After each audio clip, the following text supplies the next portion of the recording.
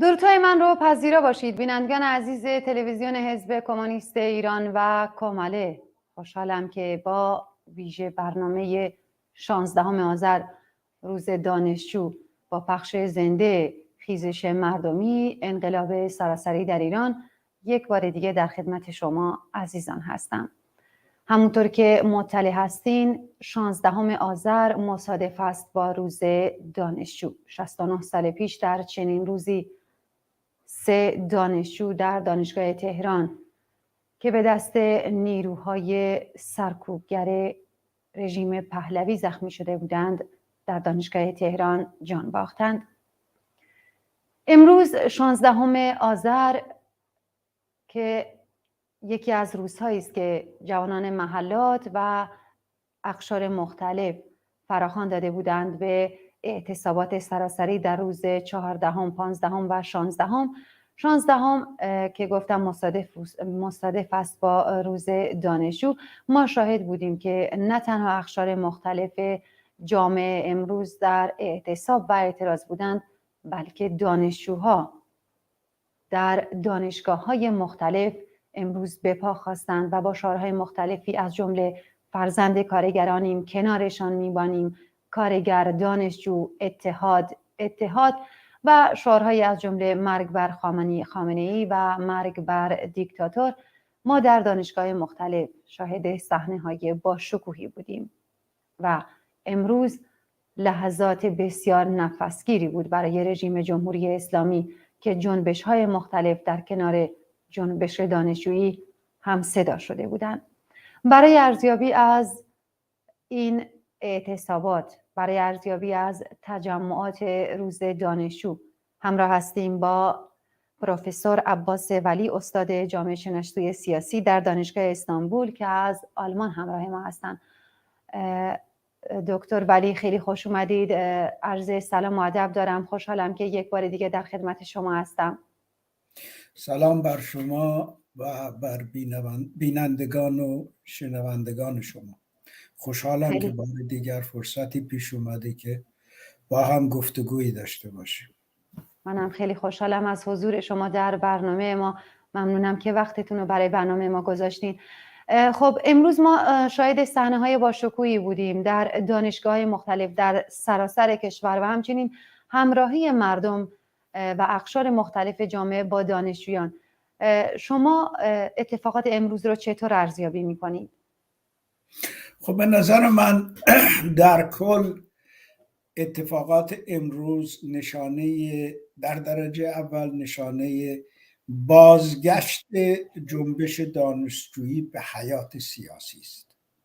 این خودش بسیار مهمه که بعد از سال 1377 999 به اون شکلی که دانشگاه را کوبیدن و به اون شکلی که جنبش دانشجویی را یعنی خاموش کردن، واقعا صداشو بریدن، این یعنی اون چه که ما امروز میبینیم یک نوع رستاخیز هست، یک نوع یعنی زایش دوباره جنبش دانشجویی هست. مسئله دومی که در اینجا چشم گیره اینه که علیرغم فشار و همچنین شدت سرکوب و خشونتی که رژیم به کار میبره، ربودنها، کشتارها، گلوله ساچمه‌ای، گلوله نظامی، سلاح نظامی، همه اینا با دانشجویان بی سلاح علیرغم اینها باز نشون میده که دینامیزم و تحرک داخلی این جنبش بسیار بالا هستش. نیروی محرکه این جنبش بسیار بالا هستش و از اون هم مهمتر به نظر من این هستش که این خیزش الان یعنی خیزش این رستاخیز جنبش دانشجویی در ارتباط با خیزش انقلابی دموکراتیک مردمان ایران به نظر من در همسویی با آن مطالباتی کاملا سیاسی داره و این مطالبات به اصطلاح صنفی حرفه‌ای نیستند و این مطالبات صنفی و حرفه‌ای تحت شعاع مسائل اصلی که انقلاب در ایران در شرایط فعلی در میدان سیاست مطرح کرده تحت تاثیر اونه و دانشجوها به خوبی مسئله را دریافتن و این راه را دارن میرن. به نظر من این رستاخیزش، این به اصطلاح استقامتش در مقابل این فشاری که هست، این سرکوبی که هست، از همه مهمتر آگاهی بسیار بالایی که دانشجویان در شرایط فعلی از خودشون نشون دادن، این آگاهی که یعنی مطالبات یعنی صنفی دانشجویی در حقیقت بسیار کمرنگ شده، به حاشیه رانده شده و الان مطالبات دانشجوها در حقیقت همان مطالبات انقلاب هستش. مطالباتی است که این متبلور میشه در شعار زن، زندگی، آزادی که از جهات بسیار ماهیت زن و زن بودن، مبارزه برای آزادی زن بودن، مبارزه برای کنترل بر فکر و تن خود و مبارزه با کنترل دولت به روی زندگی آحاد یعنی افراد و همچنین کل جامعه و همچنین یک نوع مبارزه‌ای که همیشه در چارچوب به اصطلاح خیزش‌های انقلابی در ایران بوده ولی این بار با هویتی کاملا متفاوت مطرح شده، یعنی مبارزه برای آزادی و برابری و عدالت اجتماعی و مدنی و شخصی. همه اینا به اصطلاح اهداف این انقلاب است که دانشجوها به طریقی با شعارهای خود نه تنها با اون همراهی میکنن بلکه به صورت پیکان اصلی پیشبرد این مبارزات در شرایطی که امکان به هم پیوستن این خیزش در قسمت‌های مختلف ایران در مختلف کشور دچار مشکلات زیادی هستش، اونا دانشجویان به صورت این پیکان این جنبش را پیش میبرن و میبینیم که حتی وقتی که در کردستان، در زاهدان، در مازندران، در قسمت‌هایی از لرستان و خوزستان ما میبینیم که این حکومت دیکتاتوری به شدت جنبش را سرکوب میکنه. ما میبینیم که مثلا در 150 145 148 دانشگاه کشور تظاهرات بردوامه، اعتصاب بردوامه. و همچنین اینی که باید اضافه بکنم اهمیت این جنبش دانشجویی در این هستش که وقتی خواستهای صنفی به نفع خواستهای سیاسی به اصطلاح کشوری، شاید به طریق گفت ملی کشوری کنار گذاشته شده، در اینجا این عملا نشون میده که دانشجویان از اون سطح آگاهی برخوردارن که ورود به فاز دوم این انقلاب که فاز اعتصابات سراسری هستش به این معنا نیست که اهداف فاز اول باید کنار گذاشته بشه و در اعتصابات سراسری باید به دنبال به اصطلاح مطالبات صنفی بود. نه، این اعتصابات سراسری اعتصاباتی هستند کاملا سیاسی و اعتصاباتی هستند که اهداف بسیار مشخص سیاسی دارند و این اهداف در حقیقت مجموعاً برمیگرده به یک هدف کلی که اون هم عبور از جمهوری اسلامی و خاتمه دادن به سلطه سبعانه این رژیم در کشور است. بله، اتفاقا در یکی دو روز گذشته دانشجوها بیانیه‌های مشترکی داده بودند که گفته بودند ما 16 آذر دست به اعتراض و تحصن میزنیم، نه برای 80 روز گذشته بلکه برای تمام آزادی‌های فردی و اجتماعی که در طول 43 سال گذشته از ما و مردم ایران سلب شده. خب ما میدونیم که دانشجوها تقریبا میشه گفت در 60 سال گذشته مدام در اعتراض بودن و در خیزش‌های مختلف هم دانشجوها همیشه یکی از ارکان‌ها و پایه‌هایی بودن که در این خیزش‌ها حضور داشتن. البته این بار خیزش نیست و به قول خود مردم این اسمش خیزش نیست، این اسمش انقلابه که دانشجوها هم همین الان یکی از پایه‌هایی هستن که از روز اول تا به امروز در کنار مردم بودن. خب صدای منو دارید؟ بله صدا.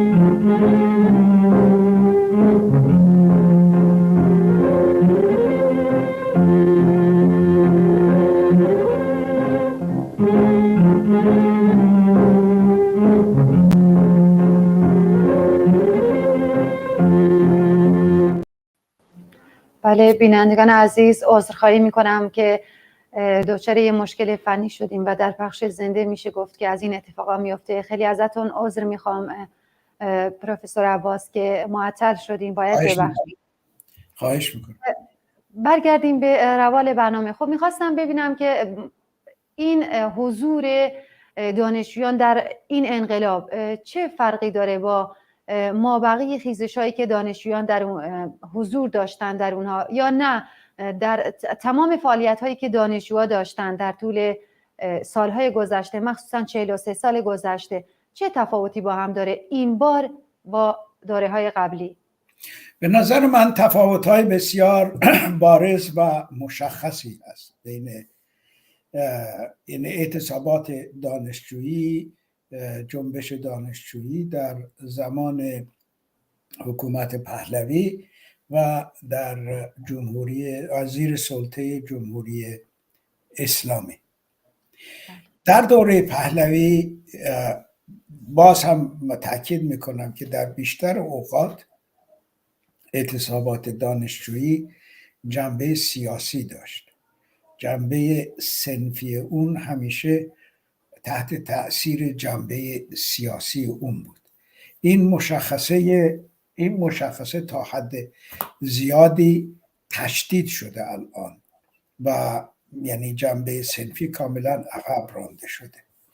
و ولی مسئله اینجاست که نوع یعنی اعتراضاتی که میشد، هدفهایی که وجود داشت با الان فرق میکرد. مثلا در دوره پهلوی ما که مثلا من دانشجو بودم و اعتصابات صورت میگرفت، این اعتصابات هیچ وقت مبارزه برای از بین بردن آپارتاید جنسیتی نبود، برای اینکه دانشگاه مخلوط بود، در ما ناهارخوری ها و اینامون مخلوط بود، خوابگاه ها جدا بود، ولی هیچ نوع محدودیتی برای به اصطلاح با هم بودن و زن و مرد در دانشگاه وجود نداشت. اون دیوارهای جنسیتی برپا نشده بود و همچنین این خب این مسئله بود که یعنی این دغدغه جنبش دانشجویی نبود، در صورتی که الان میبینید که جنبش دانشجویی یکی از اولین کارهایی که میکنه اینه که این دیوارها رو میاره پایین، ناهارخوری های مخلوط، دورم های مخلوط اینا رو میخواد و از بین بردن محدودیت هاییست که رژیم روی مسئله جنسیت گذاشته و این آپارتاید جنسیتی رو که رژیم هم با قانون و هم با ابزارهای امنیتی اینا را برقرار میکنه و تشدید میکنه و اینا را حفظ میکنه، اینا را به اصطلاح بست میده. این مسائل در دوره پهلوی به این شکل اصلا نبود. دوم اینکه نوع سرکوب فرق میکرد. در دوره پهلوی سرکوبی بود که بیشتر متمرکز با تعبیرهای خودشون از مخالفت با رژیم بود و این تعبیرها طبقه بندی متفاوت داشت. اینی که تعبیر مخالفت لفظی بود، مخالفت نوشتاری بود، تا می رسید به عضویت در سازمان‌های سیاسی و عضویت در سازمان‌های سیاسی که اهداف نظامی برای سرنگونی رژیم داشتن. صدای منو دارید؟ بله البته. بله، اینا فرق میکنه. بعد یعنی سرکوب اون وقت توجیهات ایدئولوژیکی بسیار کمی داشت، ولی الان سرکوب در جمهوری اسلامی تماما توجیهات ایدئولوژیک سیاسی داره و این به طوری شده که اساساً خود سرکوب نه فقط شخصیت سیاسی، ماهیت سیاسی دانشجو را مورد هدف قرار میده، بلکه زندگی خصوصی او را هم مورد هدف قرار میده و هدفش اینه که این زندگی خصوصی و تمام مشخصات و امکانات و کانالهای ابراز شخصیت خصوصی یک فرد دانشجو را، چه زن باشه چه مرد باشه، بیاره زیر کنترل و این سلطه ایدئولوژی بر فکر، بر بدن، بر شیوه زندگی، بر تمایلات شخصی، بر حقوق مدنی و دموکراتیک، نوعی از کنترل توتالیتر همه جانبه بر دانشگاه یعنی توی گذاشته که اساساً زندگی دانشگاه را خالی از هر نوع زندگی سیاسی کرده و همچنین مسئله‌ای که هم در این دوره با دوره قبل فرق داره که در دوره قبل اگر کنترلی روی درس ها بود، به اصطلاح منهاج یا کریکولا، این درسایی که میگن در اونجا بوده، این کنترل بیشتر و تا اونجایی که من یادمه تقریبا به شیوه حداکثری روی ادبیات چپ بود، روی تمایلات مارکسیستی بود، روی تمایلات کمونیستی بود و این مسائل بود و آخرا مسئله اسلامی و اینام اضافه شد.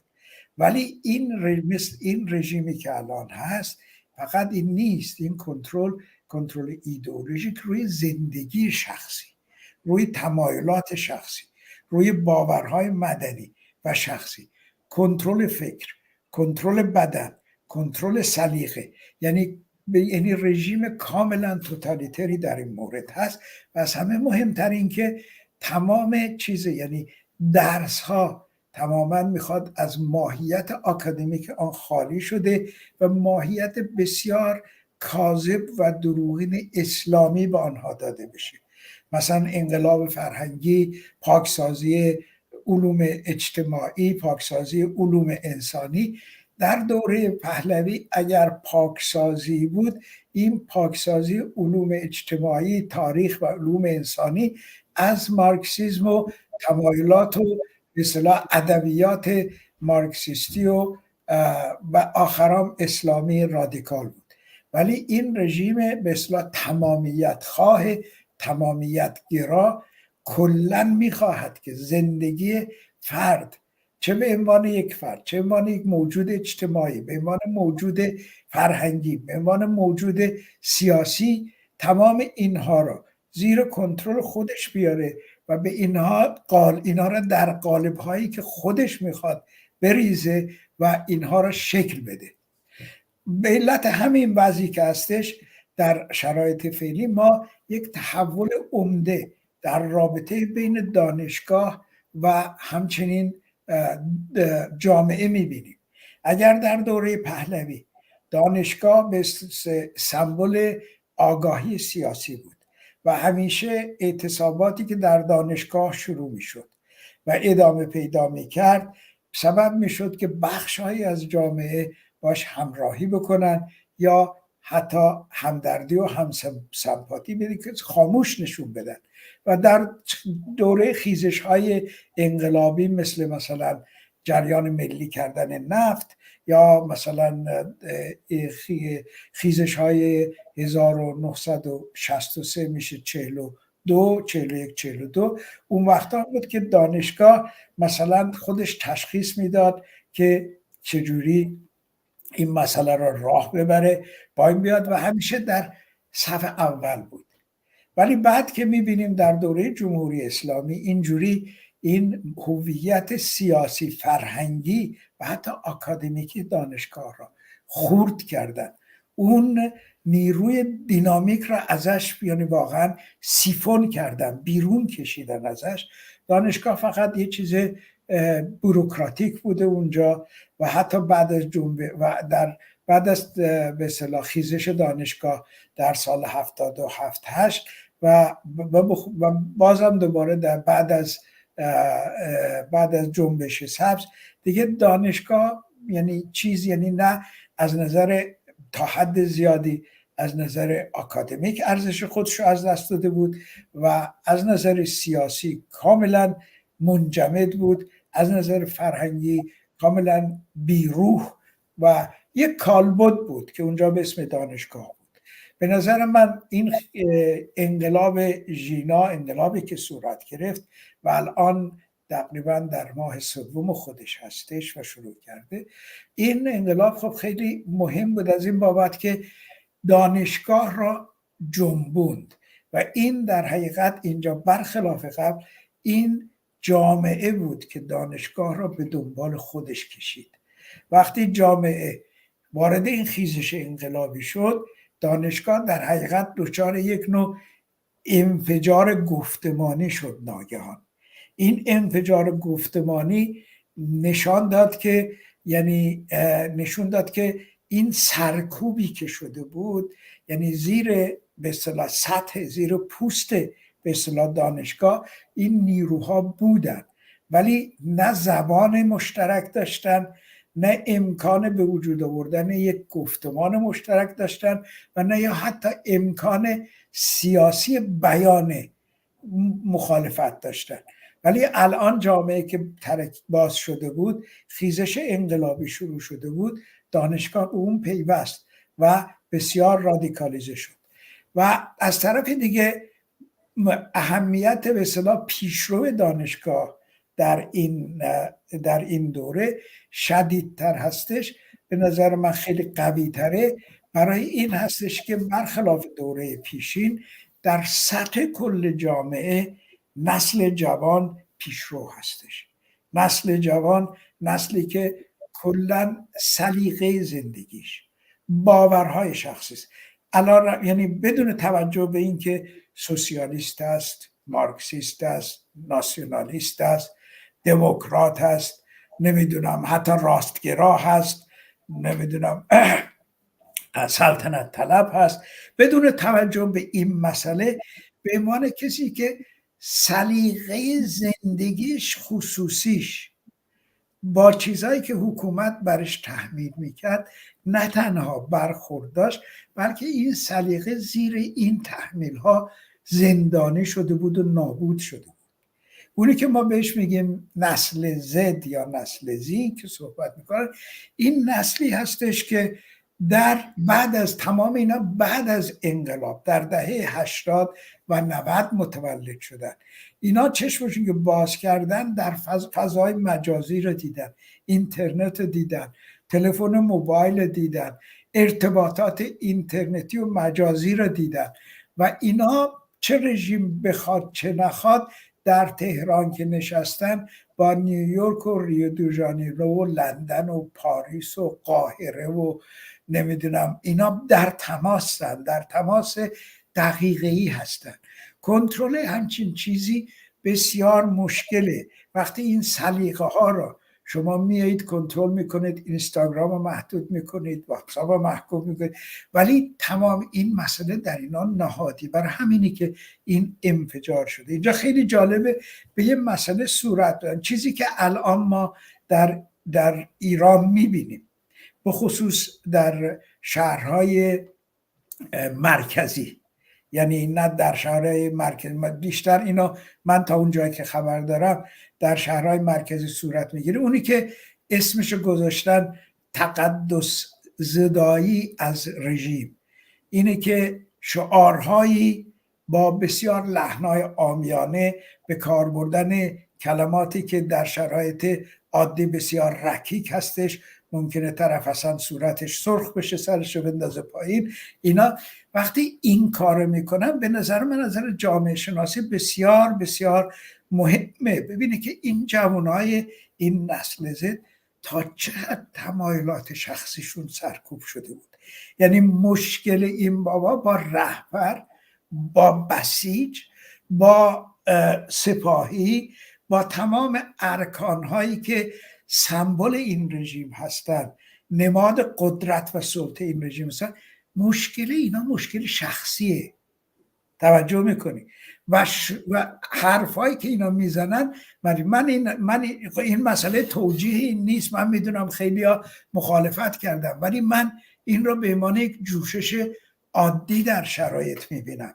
ببین که چجوری مشکل خودشو و خواهر و مادرشو، برادرشو، دوستشو، نمیدونم معشوقشو، اینا رو با این رژیمی که همه اینا رو آورده، یعنی سازوکار برخورد کرد، سازوکار ارتباط با همه اینا رو، رابطه انسانی با همه اینا رو زیر کنترلش آورده، کار به فحاشی کشیده، کار به یعنی وقتی که رژیم میاد میگه که این بدن را من مقدس اعلام میکنم و فقط با قوانینی که من برای شما میذارم شما میتونید اصول لذت را در این بدن چیز بکنید، یعنی بهش ایمان اعتقاد داشته باشید. من حتی به اصطلاح بافت های لذتی بدن شما را کنترل میکنم با این قوانین. خب نتیجهش این میشه، نتیجهش عمامه پرانی، فوش های خواهر مادر، نمیدونم فلان این حرفا. اگرچه مثلا در سطح آگاه تر از اون باید گفت که بیشتر این فحاشی ها مخالف با اون حالت با یعنی جایگاه زن، مادر، خواهر در شعارهای انقلاب هست، ولی اینو نمیشه کنترل کرد. و خود رژیم هم من خودم دیدم که اینا مثلا میان میگن که خب چرا فحاشی میکنن؟ خب وقتی که شما این کارو میکنید فحاشی میکنن، لجام گسیخته هست. ببینید این مسئله جوان 16، من امروز دیدم 2 جوان رو دستگیر کردن، 2 دختر هستن، یکشون 18 ساله، یکشون 16 ساله. در هیچ قانونی اینا را به دادگاه نمیکشن در هیچ قانونی اینا را به اصطلاح به اعدام محکوم نمی کنن.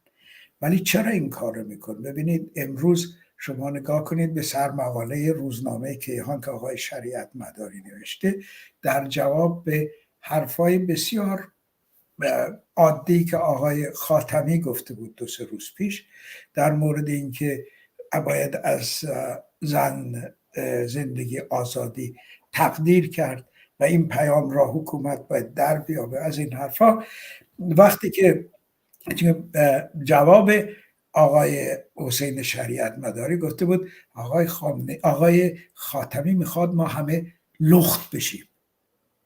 ببینید این جواب این فحش خارمادری است که در این شعارها میبینید. این بسیار به من اینو خوندم دیدم که ببینید این شعرهایی که در مورد رهبر نمیدونم سبزی پلو با ماهی نمیدونم فلان و فلان و فلان میاد. خب ببینید اینه دیگه.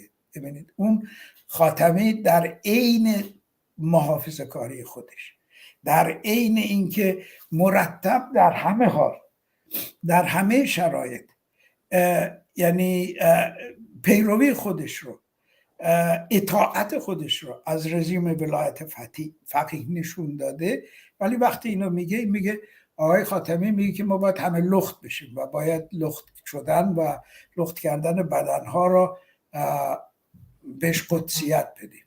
توجه میکنید؟ جواب این مسئله همین است. بعد در اینجا من باز میخوام اینو بگم که الان قبل برخلاف قبل تمام دانشگاه، یعنی اینایی که در دانشگاه هستن، در این حال بر سر یک دوراهی هم قرار میگیرن.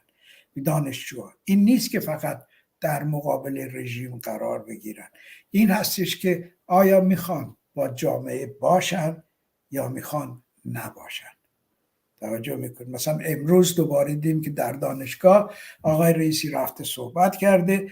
در دانشگاه خب تمامی کسایی که اونجا گذاشتن معلومه دستچین شده بودن، از دانشجوهای بسیجی، خانواده‌های بسیجی فلان. حتی یک یعنی صدای مخالف نبود و ایشون بهشون میدون داده بودن که بتازن به همه. تاختن و به جایی هم نرسید. مطمئناً فردا اگه بیاد دانشگاه شعار مرگ بر دیکتاتور را خواهند داد.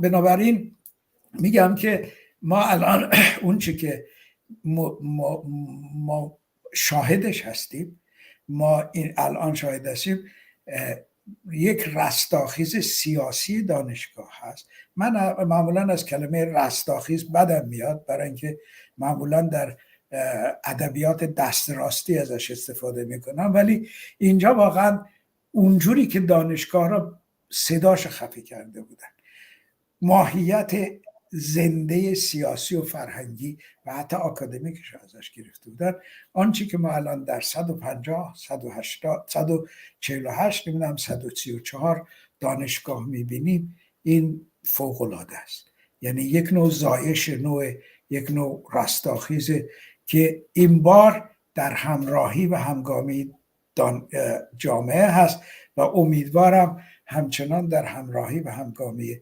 جامعه برید. ولی متاسفم که این رژیم تشخیص داده که این جوانها پیکان این انقلاب نوک اسلام و مرتب وقتی میبینیم کشتار و زندانی شدن، رو بودن، اینا همه از این جوانها است که بسیار بسیار تأسف آور.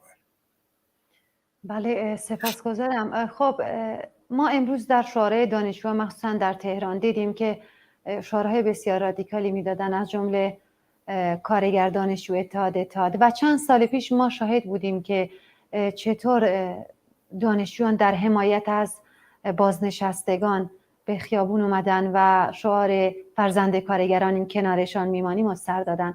به نظر شما چقدر این اهمیت داره که جنبش دانشجویی در کنار جنبش کارگری باشه؟ چقدر به نفع این انقلاب و توده های معترض هستش که البته نه تنها جنبش دانشجویی و جنبش کارگری، بلکه همه با هم، همه جنبش ها در کنار هم باشن؟ چقدر مهم هستش این؟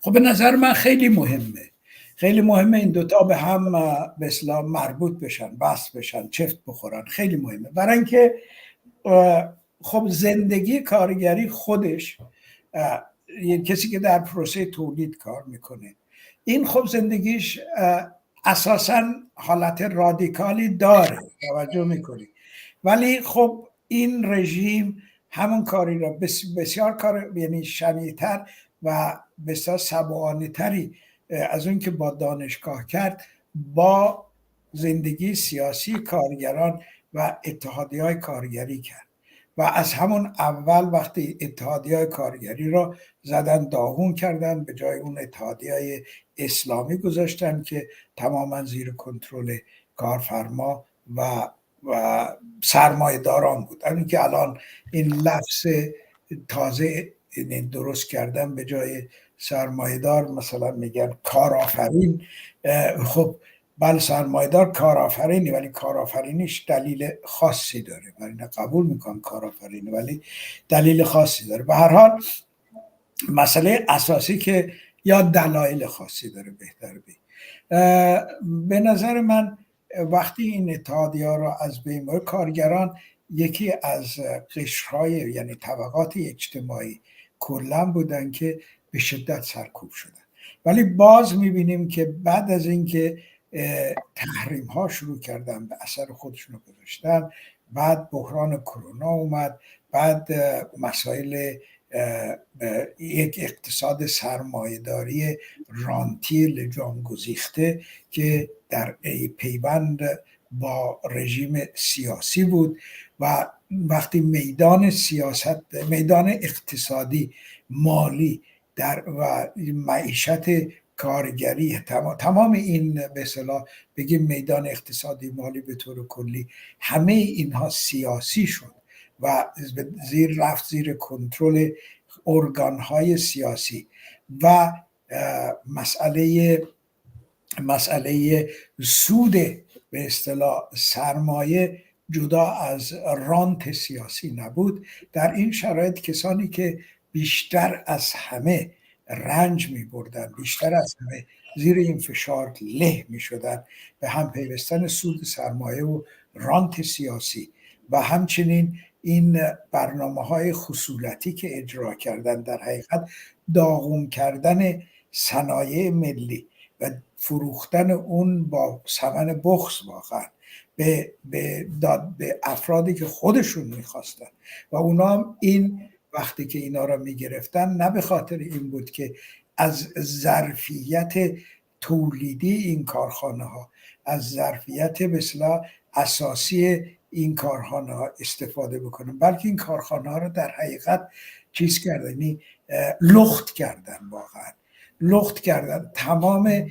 ظرفیت اقتصادی مالی اینا در بازار فروختن، از بین بردن و این خصولتی سازی در حقیقت بزرگترین ضربه‌ای بود که خورد به طبقه کارگر، به این عنوان که وقتی هم که تحریمات اضافه شدن، وقتی که عدم یعنی مدیریت مناسب برای برخورد با تحریم ها و اینکه یعنی خود تحریم ها، بازار سیاهی که درست کرد، دور زدن تحریم ها، مسئله رانت هایی که به وجود اومد، بیشتر و بیشتر ما این کارگران را یعنی به زیر فشار یعنی کمرشکنی بود. مسئله اونچه که در خوزستان ما دیدیم، در نیشکر هفت‌تپه، در بخش‌های دیگه ما مرتب این اعتصابات و اینا رو می‌دیدیم که رژیم خیلی به طور خیلی مشخصی،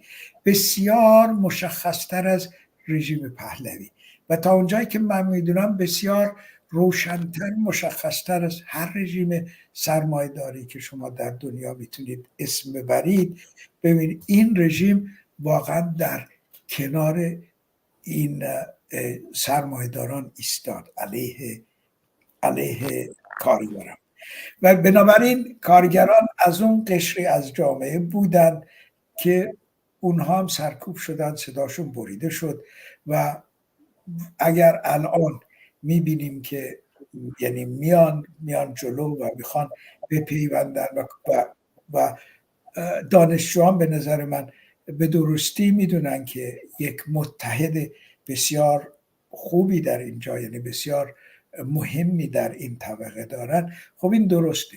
ولی یک چیزی دیگه هم هستش که اینجا من از یک چیزی باید ابراز نگرانی بکنم، اینه که در شرایط فعلی این جنبش که زیر چتر ژنجیان آزادی، زن زندگی آزادی به وجود آمد، این هویت سیاسی فرهنگی گفتمانی که به وجود اومده که جنبه اتنیک ملی، طبقاتی، اقتصادی و جنبه جنسیتی و ایناش همه در عین این که اون به اصطلاح خودمختاری و استقلال گفتمانی و عملکردی خودشون حفظ کردن، ولی تونستن این هویت جمعی را حفظ بکنن. من فکر میکنم که ائتلافاتی که بین دانشجو و سایر قشرها صورت بگیره که بسیار خوب و مبارک هستش به نظر من در پیشبرد این جنبش، به این نباید سعی باید بشه که جنبه طبقاتی مشخصی به اینها داده نشه. این چیزی که رژیم میخواد. رژیم الان، من امروز مقالاتی دیدم که به اصطلاح تئوریسین های رژیم نوشته بودن، اونها وحشت کردن از ورود به فاز دوم انقلاب که مسئله اعتراضات و اعتصابات کارگری و اعتصابات ادارات، مثل اعتصابات سراسری است، توجه از این وحشت کردن و میخوان منتها استراتژی که پیش گرفتن اینه که این اعتصابات را از ماهیت سیاسی آن جدا کرده و به آن ماهیت صنفی بدن. این خطری هستش که این اعتصابات را میتونه تهدید بکنه. این اعتصابات در درجه اول باید ماهیت سیاسی سراسری که ماهیت دموکراتیک آن هستش باید حفظ بکنه. ماهیت صنفی مهمه برای اینکه این در حقیقت فنر جهش اینا هستش که به داخل سیاست میاد، ولی این فنر جهش نباید کلا طوری بشه که هویت این جنبش را تحت شعاع قرار بده. من 2 مقاله که امروز خوندم از تئوریسین‌های رژیم کاملا معلوم بود که خوشحال هستند از اینکه این اعتصابات ماهیت صنفی پیدا بکنه. ماهیت صنفی را این رژیم اگرچه در یک بحران اقتصادی خیلی عمیقی هستش، ولی چون استراتژیش فقط چاپ کردن پول بدون پشتوانه است و هیچ هم براش مهم نیست که با چاپ کردن این پول تورم به کجا میرسه، چه جوری میشه، این الان براش مهم نیست. ولی اون چی که مهمه، فکر میکنه که در کوتاه مدت توانایی اینو داره که جوابگوی بعضی از مطالبات صنفی بشه. بنابراین من فکر میکنم که الان باید تأکید روی اون داشت. شاید وجود دانشجوها و همچنین قشرهای پیشرو طبقه کارگر در این جنبش الان با آگاهی سطح بالایی که دارن بتونن با این ترفند رژیم مبارزه بکنن و خط اصلی این راه و اعتصابات را که خط سیاسی برای سرنگونی این رژیم هست، این را حفظ و ادامه بدن.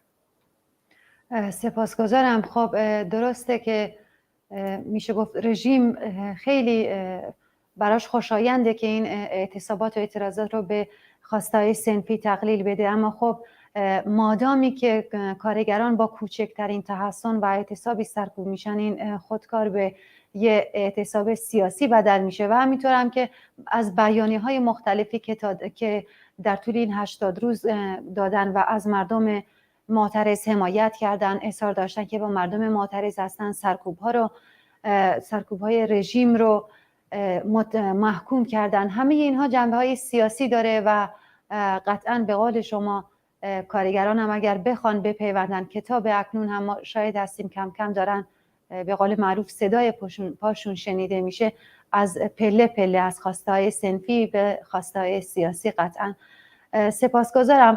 وقت برنامه داره به اتمام میرسه. 10 دقیقه وقت داریم. میخواستم راجع به بدیل حرف بزنیم. خیلی الان به دنبال بدیل و بدیل سازی هستن. نظر شما در این مورد چیه؟ آیا کسی میتونه از بالای سر مردم برای مردم معترض و ایران یه بدیل بسازه؟ نه، این درست نیست. به نظر من درست نیست و نتیجهش هم خوب نخواهد شد. هر گروهی، هر دسته‌ای، حالا چه در خارج عمدتا و یا در داخل هستن، وقتی میخوام بدیل بسازن، این افرادی را که این جوانان انقلابی را، این یعنی کسانی را که زندگیشون را الان در این راه گذاشتن، در دانشگاه ها، در کارخونه ها، در ادارات دولتی، در بازارها، در نمیدونم مراکز خرید و فروش، همه اینایی که واقعا هزینه اصلی و اساسی این حرکت انقلابی میدن، نمیشه اینا نه درسته از نظر اخلاقی، نه درسته از نظر سیاسی که اینا را نادیده گرفت.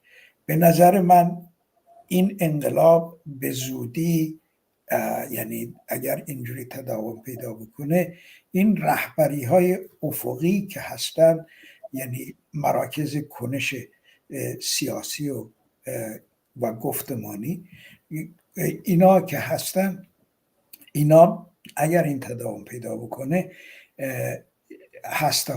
اینا هسته های اصلی به نظر من رهبری هستن. اگر این ارتباط، یعنی این ادامه پیدا بکنه، مثلا تا 4 ماه 5 ماه، اینا 5 ماه مثلا، به نظر من در اون وقت اینا یعنی کم کم این مسئله ظاهر میشه.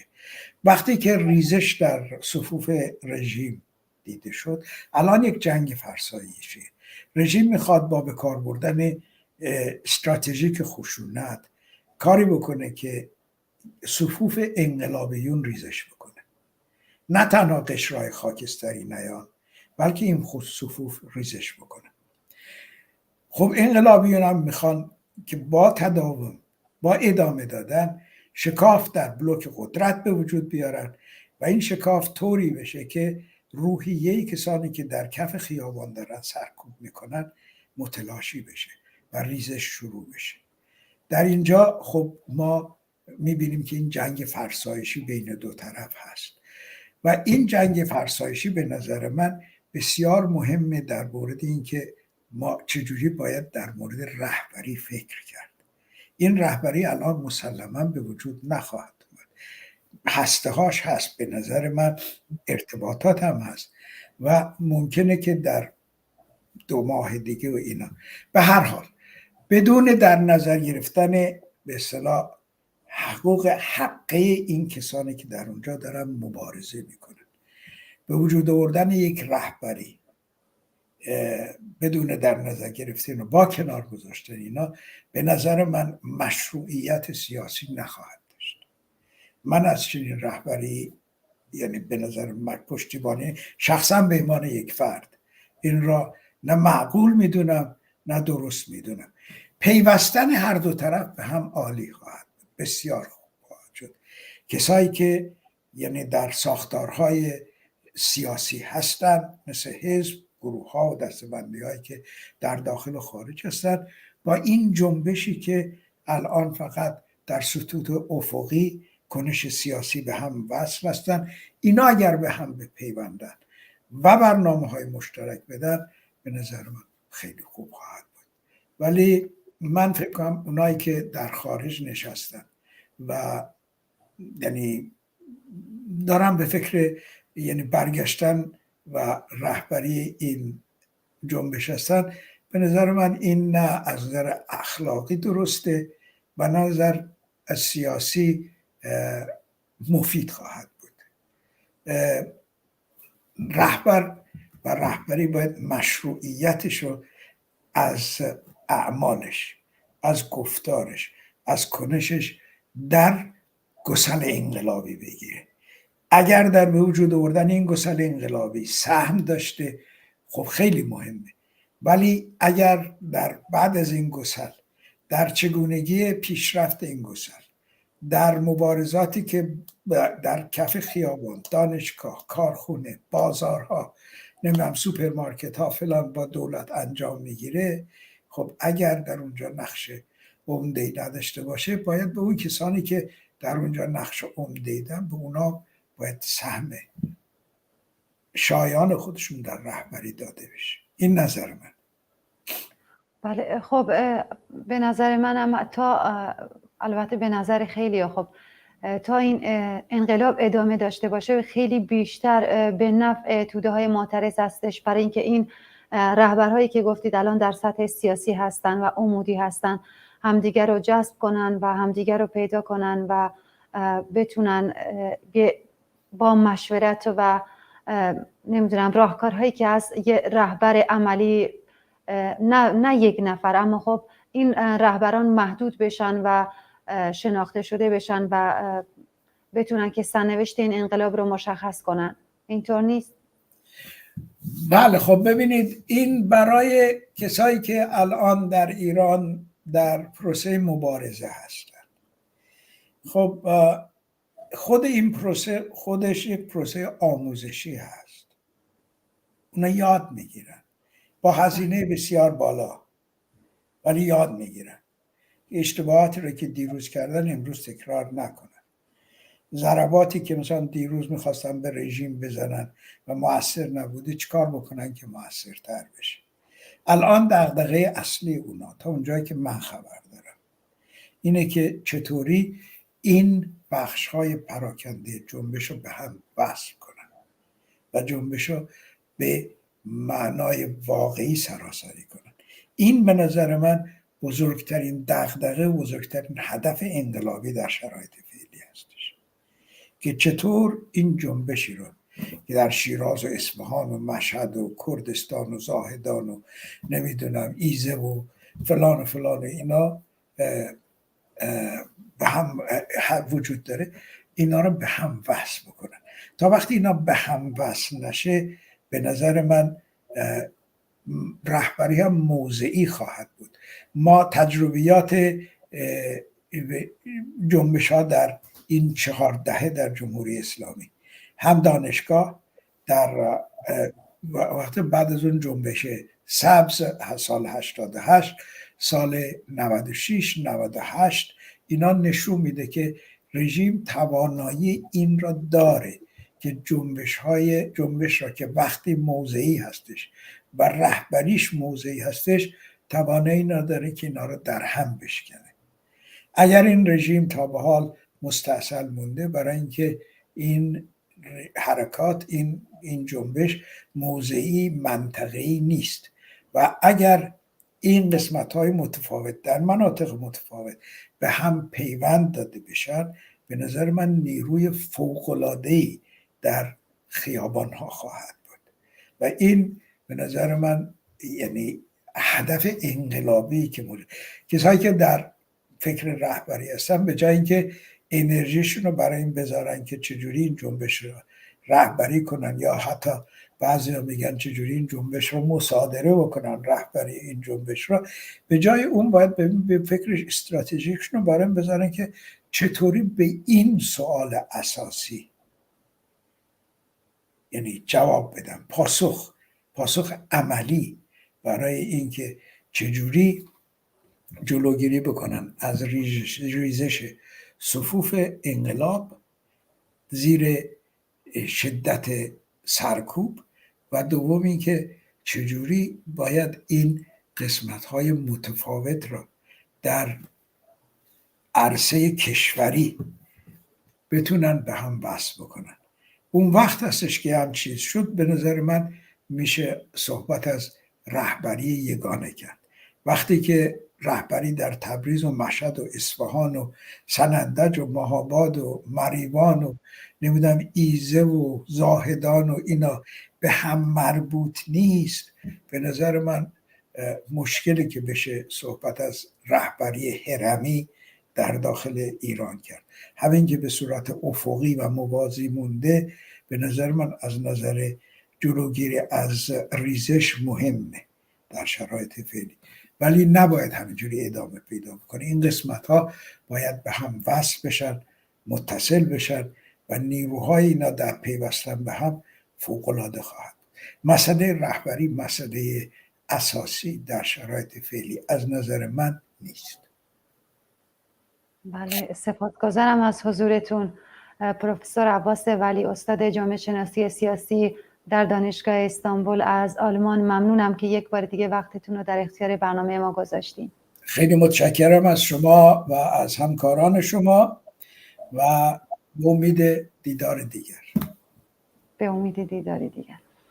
و سپاسگزارم از شما بینندگان عزیز تلویزیون حزب کمونیست ایران و کامله از اینکه تا این لحظه با ما همراه بودید. همونطور که مطلع هستید امروز 16 آذر مصادف بود با روز دانشجو و دانشجوهای سراسر کشور در شهرهای مختلف همراه و همگام با مردم معترض در شهرهای مختلف خشم و انزجار خودشون رو با تحسنات، با شعارهای مختلف و اعتراضات رو به رژیم جمهوری اسلامی بیان کردند و خواهان آزادی و برابری شدند، خواهان انقلابی نو که در اون انسانها در همه شئونات زندگی با هم برابر باشند، به امید روزی که همه ما با هم برابر باشیم.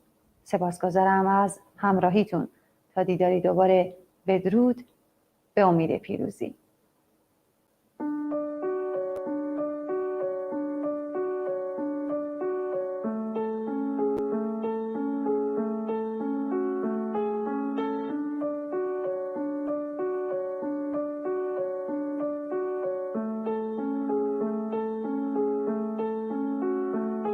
از تو بیس نمیشه شنید صدای فقر رو، نمیفهمی بی خانمانی تو شبای سرد و بیا عمق درد و ببین تو نگاه مردم، بیا یه شب به شهر نگاه از چشمای من کن. از تو بیس نمیشه شنید صدای فقر رو، نمیفهمی بی خانمانی تو شبای سرد و بیا عمق درد و ببین تو نگاه مردم، بیا یه شب به شهر نگاه از چشمای من کن. با عینک لوکس نمیشه دید کوچه های خاکی رو، انوک برج نمیشه دید روزگار پایینو، تو مسجد درس نمیدن بهت مرامو، طلبه که نمیدونه فلسفه حرامو، کسی ندید دلیل اجبار اعتراف چی بود، قاضی ندید خونه دیوار انفرادی رو، مردم نون نداشتن حاکم نون اقتدار میخورد، موشکاتون وسط کبیر چه انتقامی بود، ندیدی مهاجرت کردن از خونه فراری شدن بی وطن و گم توی یه تونل تاریخ، ندیدی زخمی ترین ملت توی جهانیم، نگفتی خشم ما توی خیابونه براچی، وقتی مرگ حق بود ولی زندگی نه، وقتی دختر 9 سال هجله میرفت ایران انقدر کشیده بود دیگه حس نمیکرد، این جهنمو ساختی بمون بهشت بدی نه. تو بیت نمیشه شنید صدای فقر رو، نمیفهمی بی خانمانی تو شبای سرد و بیا عمق درد و ببین تو نگاه مردم، بیا یه شب به شهر نگاه از چشمای من کن. تو برق سکه نمیبینی ستاره ها رو، نمیتونی درک کنی غم شرای ما رو، هرگز گلوله خفه نکرده صدای سازو، من راوی حقیقتم انکارش با تو، این وعده هایی که دادی به کام ما نیست، تو توی روز تمتع ستاره داری، آسمون ما شبا فقط آتیش میبارید، بیتت روشنه ولی دلت تاریک تاریک، اختلاسو ندیدی، فسادو ندیدی، شلیک مستقیم سپاهو ندیدی، مافیاتو ندیدی، رانتو ندیدی، تحفه به چی فروش آب و خاکو ندیدی، ریاتو ندیدی، روی سیاتو ندیدی، اون رنگ رفته ی حناتو ندیدی، لابیاتو ندیدی، مالکشاتو ندیدی، اون ور آبش حال بچه هاتو ندیدی، نشنیدی چون که با ما غریبی، یه چرخ تو شهر بزن شاید تو هم خواب پریدی، ندیدی نشنیدی شاید دیدی خندیدی، یه تلنگر به خودت بزن تا تو خواب نمیری، ندیدی چقدر اینجا زنا رو زدن، ترساری نکنه از مادرای وطن، پروردگارایی که خالق امثال منن، تو خلاف بشری و خلافتم من، وقتی شلاق میزدین به شراب عاشق، دستبند زدین به اون که تو جیبش ترانه داره، وقتی حکم جوونای جسور تنابه داره، باید میدونستی یکی یه روز قراره پاشه، نمیشه دید از عرش فرش رو هیچ وقت، تو قلعه میساختی یکی زیرش میشکست، تو ریسمان بافتی واسه زور بیشتر، میلیون نفر تو تارن کبوتت گیر کرد، نمیشه دید از عرش فرش رو هیچ وقت، تو قلعه میساختی یکی زیرش میشکست، تو ریسمان بافتی واسه زور بیشتر، میلیون نفر تو تارن کبوتت اندامزگاه جهان اندرزگاه ایران